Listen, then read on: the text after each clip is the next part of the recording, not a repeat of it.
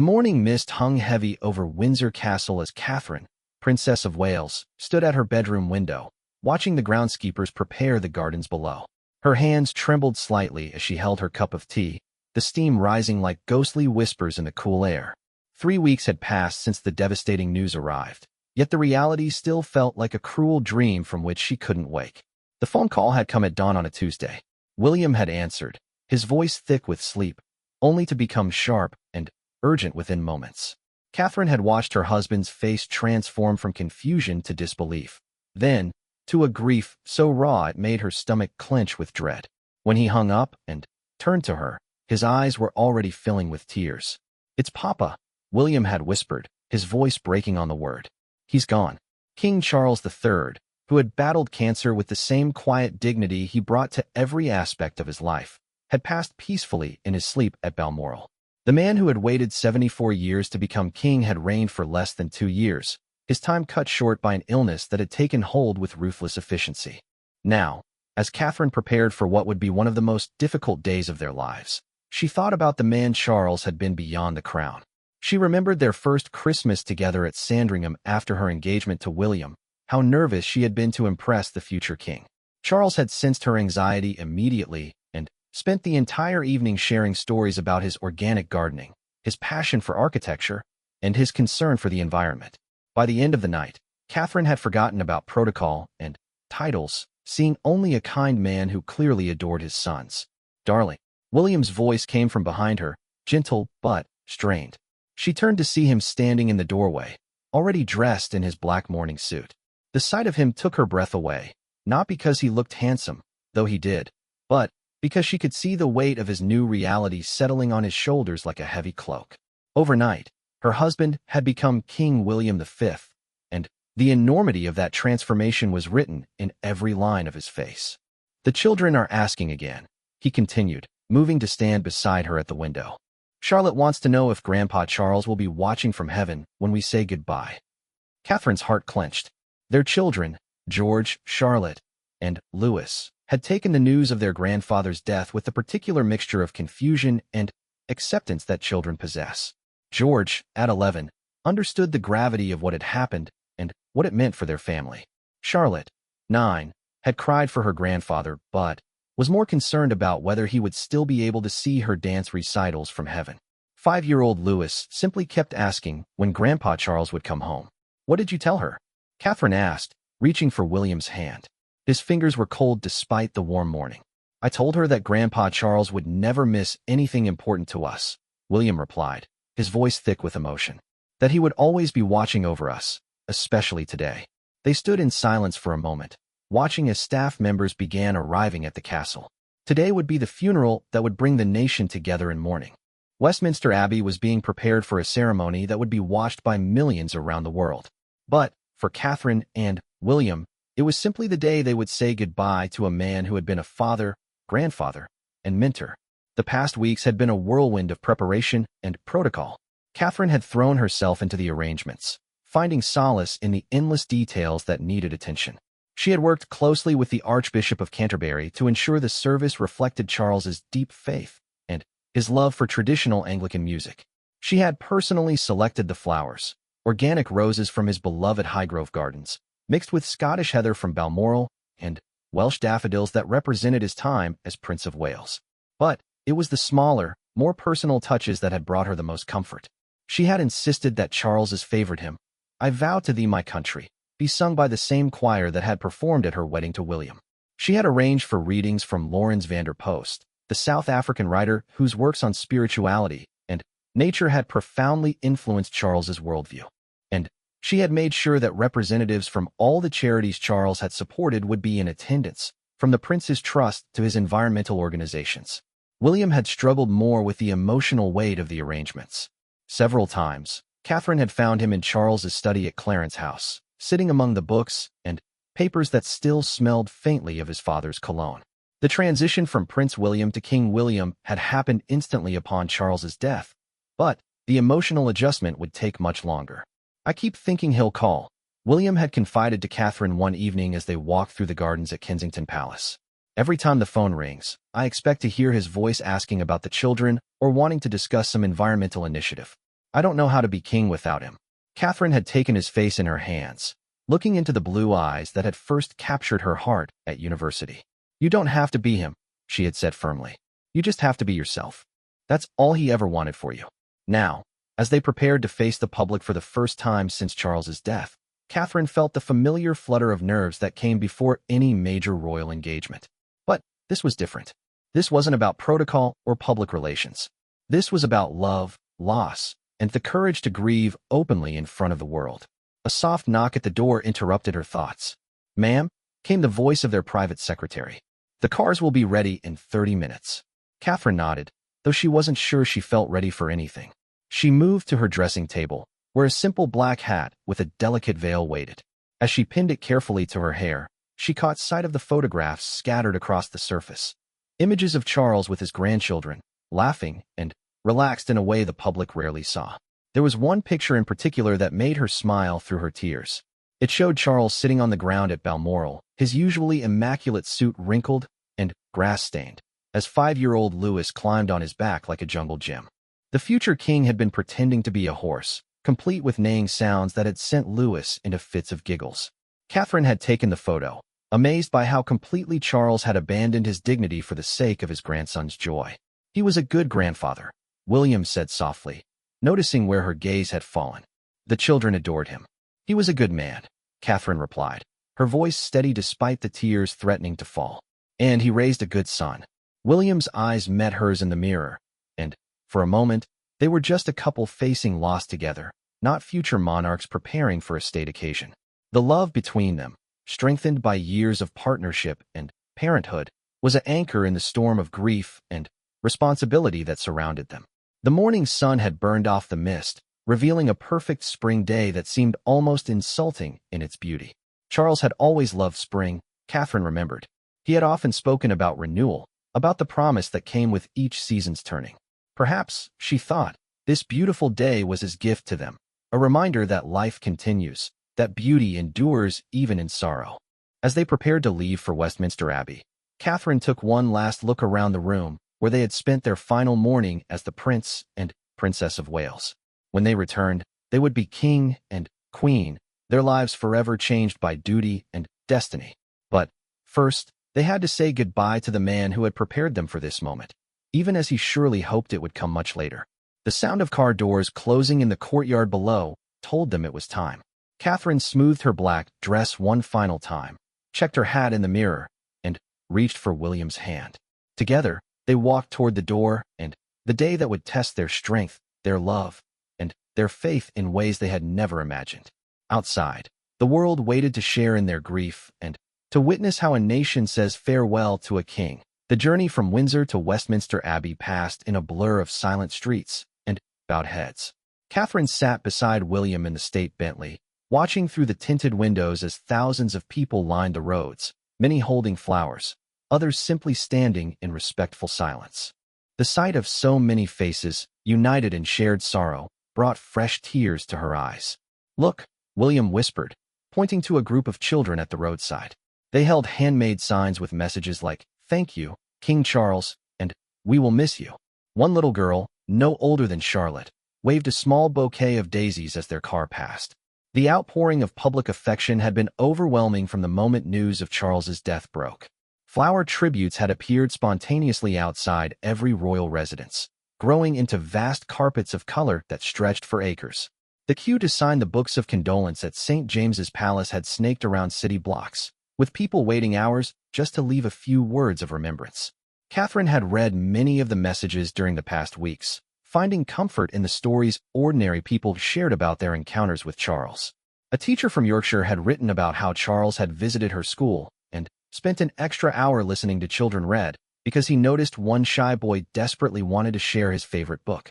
A farmer from Cornwall had described how Charles had knelt in a muddy field to examine organic vegetables, genuinely fascinated by sustainable farming techniques, and treating the farmer like an expert rather than a subject. These stories painted a picture of a man who had used his position not for personal glory but to shine light on causes and people who needed attention. Charles had been passionate about architecture, the environment, and young people, but more than that, he had been passionate about listening. In a world where everyone wanted to speak, Charles had made an art of hearing what others had to say. As their car approached Westminster Abbey, Catherine could see the crowds growing thicker. Television crews from around the world had set up their equipment, and she caught glimpses of familiar faces among the reporters, journalists who had covered the royal family for decades, and who were now tasked with chronicling the end of an era. The Abbey itself stood magnificent against the London sky, its Gothic towers reaching toward heaven like prayers made of stone. Catherine had been here many times before, for her own wedding to William, for various ceremonies and services, but today it felt different.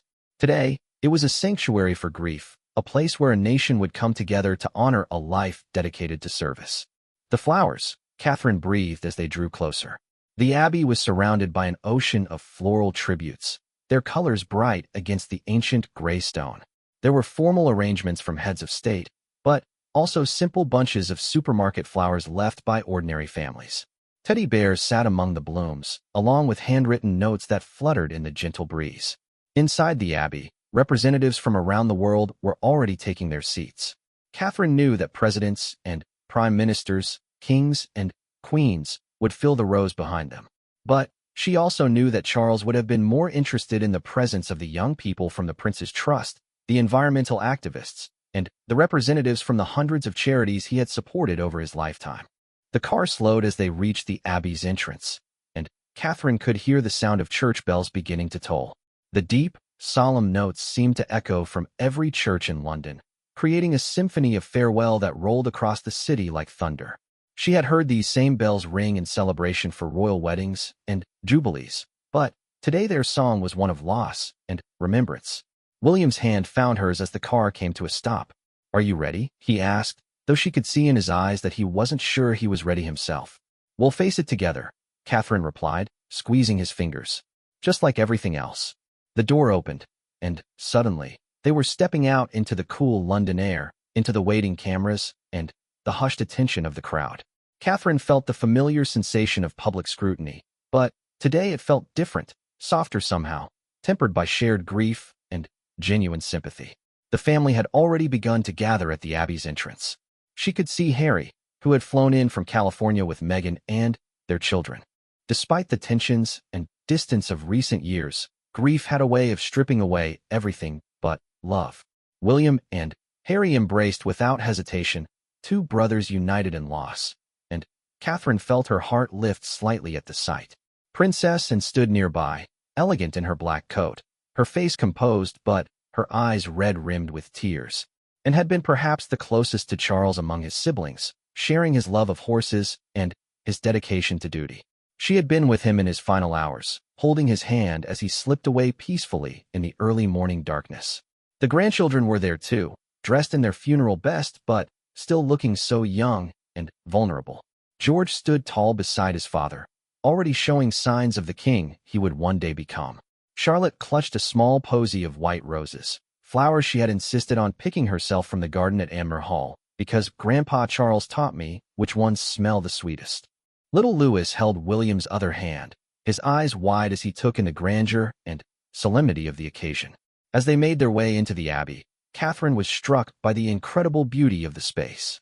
Centuries of history seemed to watch from the walls, the stones themselves witnesses to coronations and funerals, weddings and state occasions. But today, the ancient building felt alive with love and respect for the man they had come to honor. The nave was filled with a garden of memories. Charles's favorite flowers had been arranged in magnificent displays that filled the air with their perfume. The organic roses from Highgrove were there, just as Catherine had planned, along with the Scottish heather and Welsh daffodils that represented the kingdoms Charles had served as Prince of Wales. But it was the more personal touches that moved Catherine most deeply. She could see the emblem of the prince's trust woven into one of the arrangements, representing the thousands of young people Charles had helped over the years. Environmental groups had contributed wildflowers from meadows and fields that Charles had worked to protect. Even the palace gardeners had added their own tribute, herbs and vegetables from the organic garden Charles had planted behind Buckingham Palace, a quiet revolution in sustainable living that had inspired similar projects across the country. As they walked down the aisle toward their seats in the front row, Catherine could feel the weight of history and expectation, but also something else, a sense of profound gratitude. The hundreds of people filling the abbey represented every aspect of Charles's life and work. There were world leaders, yes, but also teachers and farmers, young entrepreneurs and environmental scientists, artists and musicians whose work Charles had championed. The organ began to play, the majestic notes filling the ancient space with sound that seemed to come from the very foundations of the building. Catherine recognized the music. It was one of Charles's favorite pieces by Sir Hubert Parry, a composer whose work had always moved the late king to tears. As they took their seats, Catherine caught sight of the simple wooden coffin at the front of the abbey. It was draped with the royal standard and topped with the imperial state crown, the orb, and the scepter, the symbols of monarchy that Charles had worn with such grace during his brief reign. But, to Catherine, it was simply the final resting place of a man who had shown her kindness from the very beginning, who had welcomed her into the family with warmth and genuine affection. William sat beside her, his face a mask of composure that she knew was costing him tremendous effort. She could see the little boy in him, the son who had lost his father too soon, just as he had lost his mother decades before. But she could also see the king he had become, the man who would now carry forward Charles's legacy of service and dedication. The service was about to begin, and, with it, the final farewell to a king who had touched so many lives. Catherine closed her eyes for a moment, saying her own private goodbye to the man who had been not just a father-in-law, but a mentor and friend. When she opened them again, she was ready to face whatever came next, knowing that Charles's memory would guide them forward into an uncertain but hopeful future. The Archbishop of Canterbury rose slowly to the pulpit, his white robes flowing like gentle clouds in the solemn atmosphere of Westminster Abbey. The entire congregation held its breath as he began to speak, his voice carrying the weight of both ceremony and genuine emotion.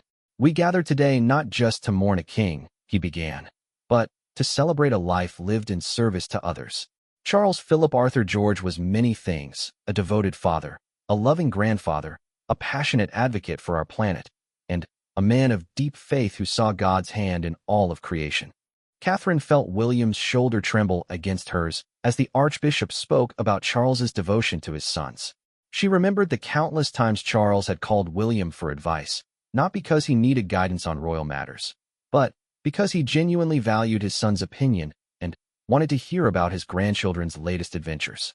The first reading came from Ecclesiastes, chosen by Charles himself years earlier when he had planned his own funeral with typical attention to detail. "To everything there is a season, and a time to every purpose under heaven." Princess Anne's voice was steady and clear as she read, though Catherine could see her hands shaking slightly as she held the Bible. As Anne spoke about a time to plant and a time to pluck up that which is planted, Catherine's thoughts drifted to the gardens at Highgrove, where Charles had spent countless hours nurturing both plants and people. She remembered a visit just last spring when Charles had taken the children on a tour of his organic vegetable garden, explaining with childlike enthusiasm how companion planting could help vegetables grow stronger together. "Look here," he had told young Louis, kneeling in the dirt despite wearing what was probably a 1,000-pound suit. "The beans help the corn grow tall, and the corn gives the beans something to climb. They take care of each other, just like families do." Louis had been fascinated, asking question after question about why some plants were friends and others weren't. Charles had answered each query with patience and genuine interest, treating the 5-year-old's curiosity as seriously as he would a question from a fellow botanist. The choir began to sing, "I vow to thee, my country," and Catherine felt tears finally begin to flow freely down her cheeks. The melody was achingly beautiful, the same music that had filled this very space on her wedding day over 13 years ago. But today, instead of celebration, it carried the weight of farewell. She glanced down the row at her children. George sat perfectly still, his young face serious as he tried to process the magnitude of the moment. He had been closest to his grandfather among the 3 children, old enough to have real conversations about history and duty and the responsibility that would one day be his. Just last month, Charles had begun teaching George about the Commonwealth, showing him maps and explaining how different countries had chosen to remain connected despite their independence. Charlotte was crying quietly, her small shoulders shaking as she clutched her posy of white roses. Catherine reached over and placed a gentle hand on her daughter's back, offering what comfort she could. Charlotte had inherited Charles's love of gardens and growing things, and he had promised to teach her about beekeeping this summer at Balmoral. That promise would now go unfulfilled, but Catherine made a mental note to ensure someone else could carry on that tradition. Little Louis seemed almost overwhelmed by the grandeur around him. His eyes kept moving from the soaring ceiling to the magnificent stained glass windows, taking in details that would probably stay with him for the rest of his life. Charles had always said that children needed to experience beauty and history firsthand, that no amount of books or television could replace the feeling of standing in a place where centuries of prayers had been offered. The Archbishop continued his eulogy, speaking about Charles's environmental work with a passion that would have made the late king proud. King Charles saw what many of us have only recently begun to understand, that caring for our planet is not just good policy, but a moral imperative. He understood that we are stewards, not owners, of the earth we inhabit. Catherine remembered the first time she had truly understood the depth of Charles's environmental commitment. It had been during a visit to a community farm in Wales that Charles had helped establish. She had watched him speak with young farmers about sustainable practices, his face lighting up as they showed him innovative techniques for water conservation and soil health. "This isn't just about farming," he had told her later as they drove through the Welsh countryside. "It's about leaving something better for George and Charlotte and Louis. It's about ensuring they inherit a world that can sustain them." At the time, Catherine had been touched by his concern for her children's future. Now, she realized it had been about so much more than that. Charles had been thinking about all the children, everywhere, who deserved to inherit a healthy planet. His environmental work hadn't been a hobby or a political stance. It had been an expression of love for future generations. A young woman from the prince's trust approached the lectern to give a reading, her voice strong despite her obvious nervousness. She spoke about how Charles's youth charity had changed her life, giving her opportunities and support when she had nowhere else to turn. Catherine knew this was exactly what Charles would have wanted, not grand speeches from politicians or celebrities, but real voices of real people whose lives had been touched by his work. "I was 18 and homeless," the young woman said, her words carrying across the vast space of the abbey. "The prince's trust didn't just give me job training, they gave me hope. King Charles taught us that everyone has potential, that everyone deserves a chance to succeed." William wiped his eyes discreetly, and Catherine knew he was thinking about all the letters Charles had received over the years from young people whose lives had been transformed by the trust. Charles had kept many of those letters, reading them when he needed reminding of why his work mattered. The choir sang again, this time a piece by Vaughan Williams that had been one of Charles's absolute favorites. The melody seemed to capture something essentially English: rolling hills and ancient churches, morning mist and evening light. Catherine could almost see Charles's face as he listened to this music in life, the way his eyes would close and a small smile would cross his lips.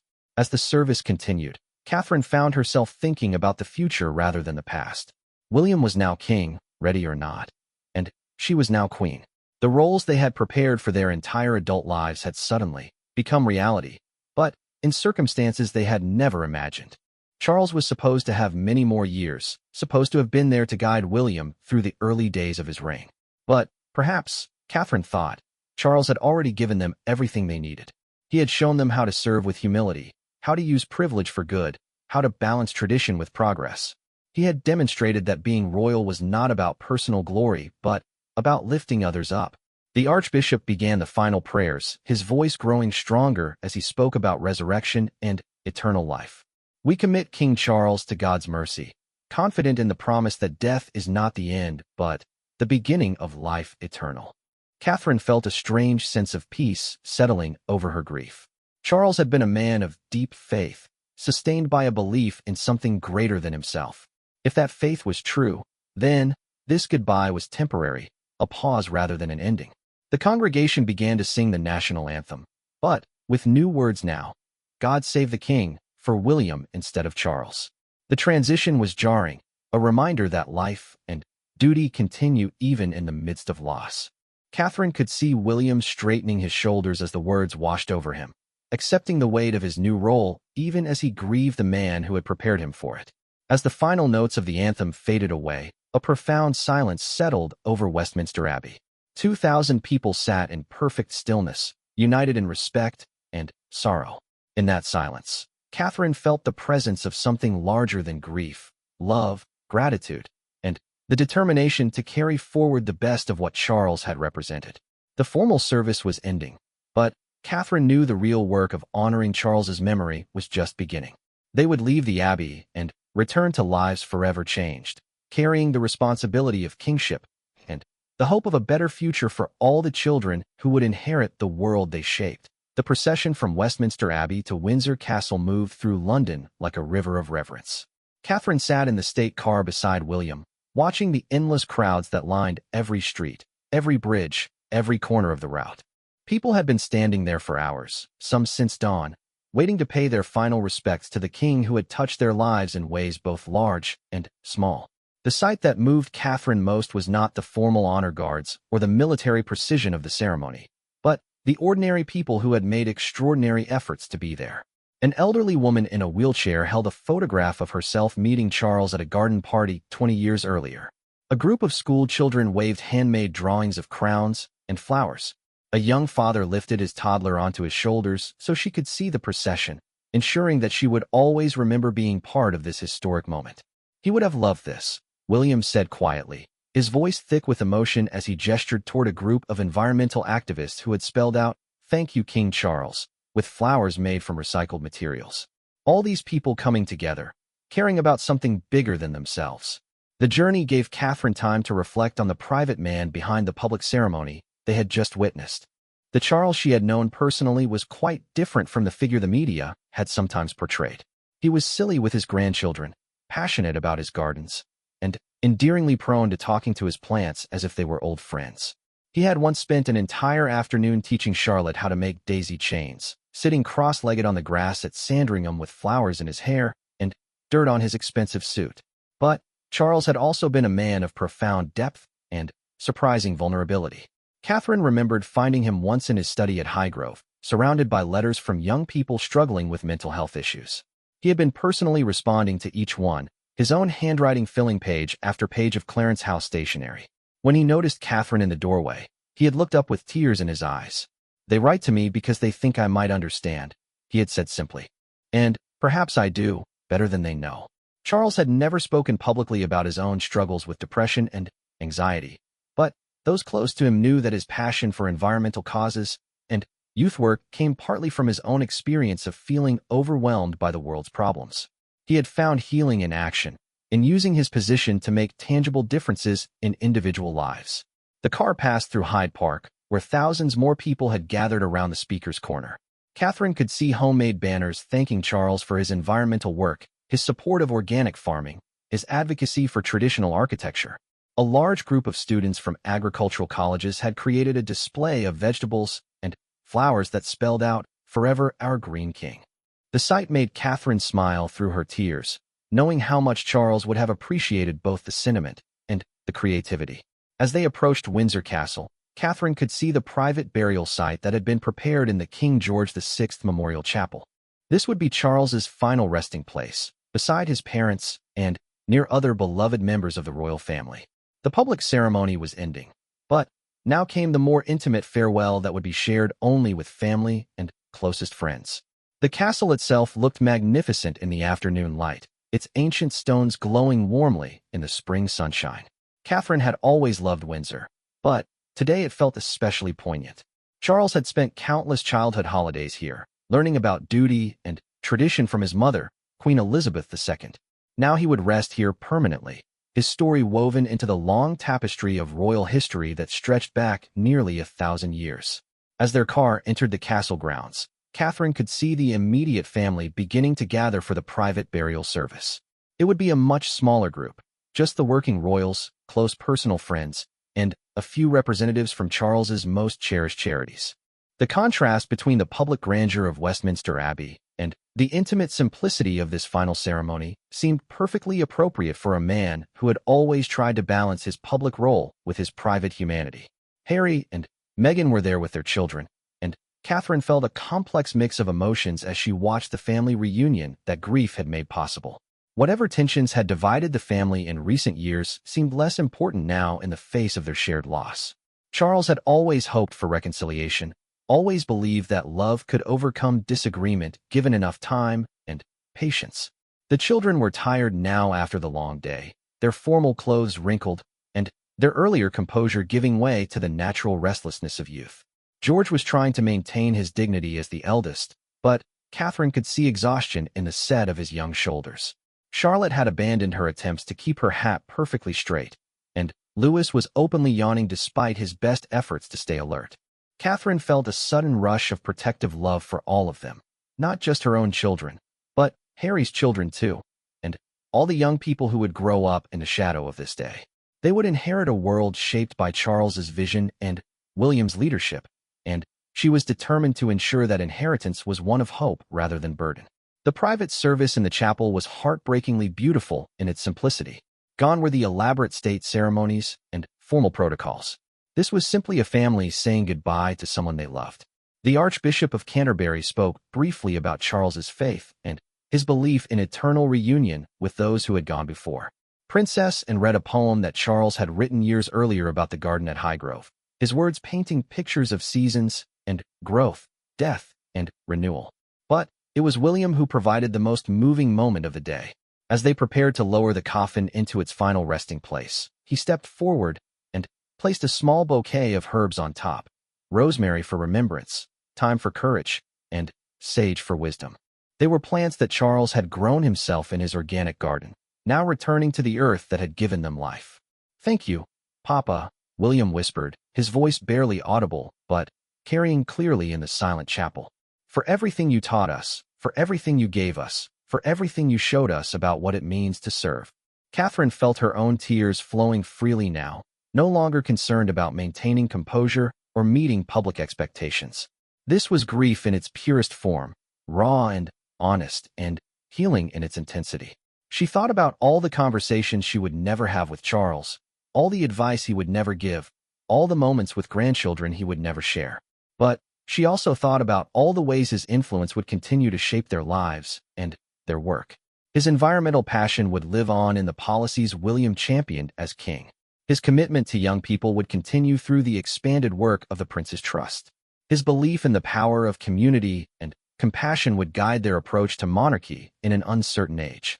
As the service concluded and the family began to make their way back to their respective homes, Catherine felt a strange sense of completion.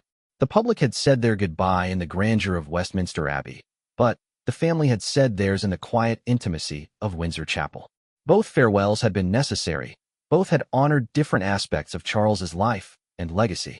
The sun was setting as they returned to Kensington Palace with their children. London spread out below them, millions of lights beginning to twinkle in the gathering darkness. Somewhere in that vast city, people were going home after the longest and most emotional day many of them would ever experience. They had shared something profound together, a moment when the entire nation had paused to honor a life of service and to contemplate what it means to live with purpose and dedication. Catherine knew that tomorrow would bring new challenges and responsibilities. William's reign had officially begun, and with it would come all the complexities of modern monarchy. But tonight, they would simply be a family processing their grief and holding each other close, grateful for the love they shared and the example Charles had set for them all. 3 months after the funeral, Catherine stood in the organic garden at Highgrove House, watching as Louis carefully planted marigold seeds in the same patch where his grandfather had once taught him about companion planting. The late summer sun was warm on her face, and the air was filled with the buzzing of bees from the hives Charles had maintained with such loving care. The garden had become a place of pilgrimage for the family in the months since Charles's death. They came here not to mourn, but to feel connected to his living legacy. The vegetables and flowers continued to grow with the same abundance they had shown during his lifetime, as if the earth itself was determined to honor his memory through continued fertility and beauty. "Mummy, the bees are visiting my flowers," Louis called out excitedly, pointing to a cluster of cosmos that was attracting a steady stream of pollinators. His face was dirty and his clothes were grass-stained, exactly as Charles would have wanted. The late king had always believed that children needed to get their hands dirty to truly understand the natural world.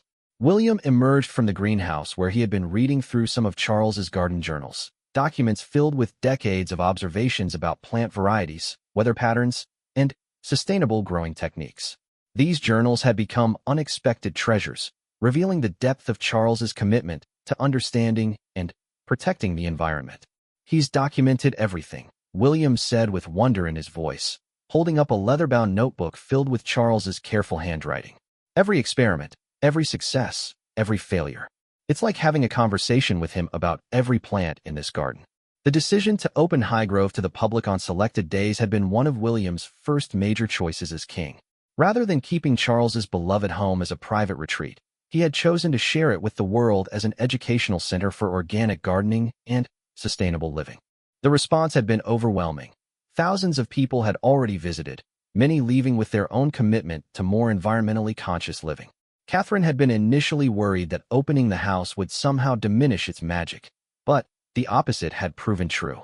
Watching families explore the gardens, seeing children discover the joy of growing their own food, observing students learn about renewable energy systems, all of this had brought Charles's vision to life in ways that private ownership never could. George appeared from around the corner of the walled garden, his arms full of tomatoes and peppers that he had been harvesting under the guidance of the head gardener. At 12, he was beginning to show real interest in the environmental causes that had meant so much to his grandfather.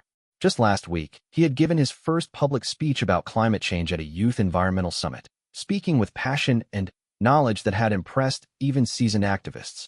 Grandpa Charles would have been so proud, Catherine had told William after watching George address the conference. The boy had inherited not just his grandfather's commitment to environmental issues, but also his ability to communicate complex ideas in ways that inspired rather than overwhelmed his audience. Charlotte came skipping up the garden path, her arms full of wildflowers that she had been gathering for a nature craft project.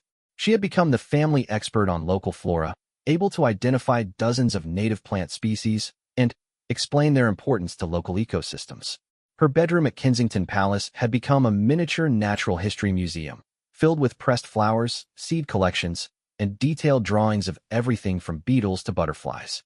The children's enthusiasm for their grandfather's passions had surprised everyone with its intensity and longevity. Rather than being a passing phase inspired by grief, their interest in gardening and environmental issues had deepened over time. Catherine suspected this was partly because these activities made them feel close to Charles's memory, but also because he had introduced them to genuine wonders that captured their natural curiosity. As the afternoon wore on, the family found themselves gathered in Charles's favorite spot, a simple wooden bench beside the wildflower meadow he had created in what was once a formal lawn. The meadow was alive with butterflies and bees, a living testament to Charles's belief that beauty and ecological function could coexist perfectly.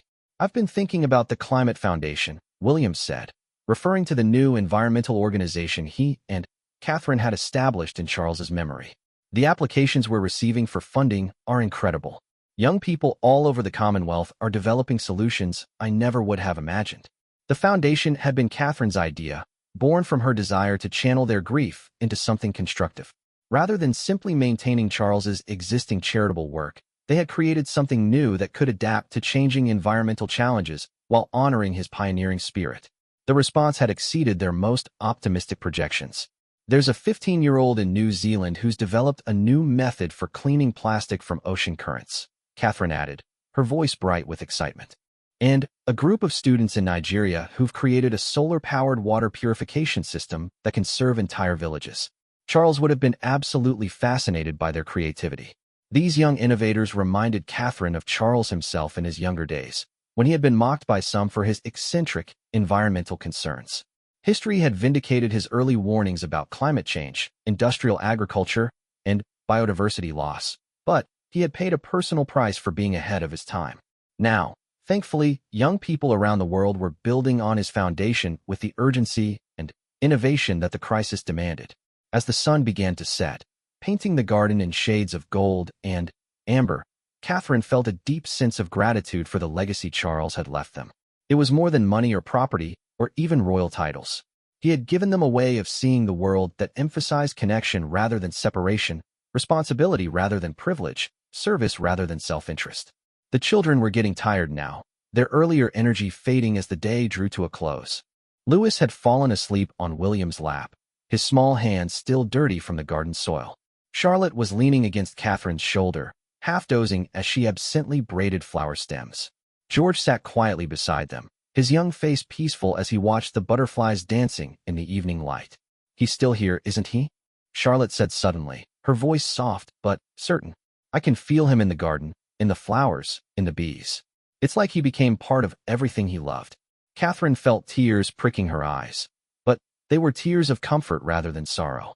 Charles had indeed become part of everything he had nurtured and protected. His influence lived on not just in the plants he had cultivated, but in the minds he had shaped, the causes he had championed, and the love he had shared so generously. Yes, darling, Catherine replied, stroking Charlotte's hair. He's all around us, in everything beautiful and growing and good. As they prepared to leave Highgrove that evening, Catherine took one last look at the garden that had been Charles's pride and joy. Tomorrow they would return to their royal duties, to the endless cycle of engagements and responsibilities that defined their public lives. But they would carry with them the peace and purpose they had found in this place, the reminder that their work mattered because it was rooted in love. The drive back to London passed quietly, the children sleeping in their car seats, William lost in thought as he navigated the familiar roads. Catherine watched the countryside roll past in the gathering darkness, thinking about how Charles had loved this landscape and dedicated his life to protecting it. In the distance, she could see the lights of London beginning to twinkle, millions of people living their lives, facing their own challenges and sorrows and joys.